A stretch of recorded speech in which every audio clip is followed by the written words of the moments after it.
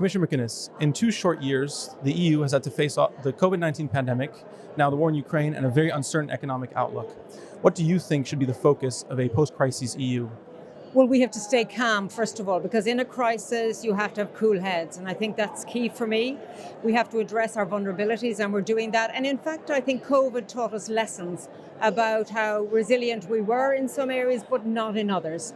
I think this crisis is of a very different character. It is fundamental to our core values, and we're trying to support a country that's under attack, and its people are fleeing. And you see the economic consequences of it. So I think we need to be very honest with citizens and tell them that this is a difficult situation, but that we can overcome it. Europe is strong financially. It is a developed part of the world. We have the capacities, first of all, to make sure that our energy sources are both renewable and that they are not impacted by global uncertainties. And then we have to look at our supply chains. We have to look at migration. We have to look at all of those things that need to be tackled.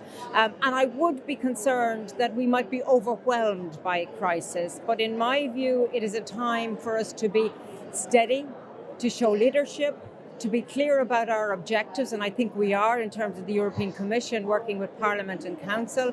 And fundamentally, it's about defending what Europe stands for, making Europe strong. My area is finance, so I want our financial system to be strong, resilient, and to fund the transition in terms of renewables, in terms of sustainability and digital.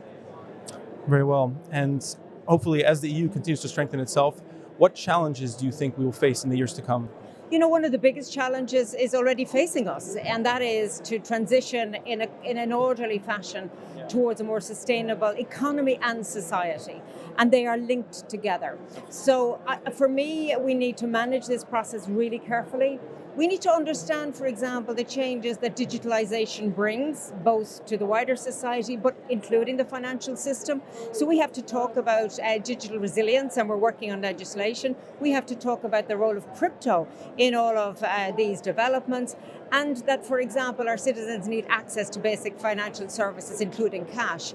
So for me, in the role that I play within the institutions of the European Union, it's to make sure that we have a system, a financing system that's fit for purpose for the future, and that we have control over our destiny, and that we are not overwhelmed by events that might take us away from our targets. So the last word on this is that we have to be crisis ready all the time. We are living in a very uncertain, difficult time, but we have the capacity to address these challenges. Thank you, Commissioner McGuinness.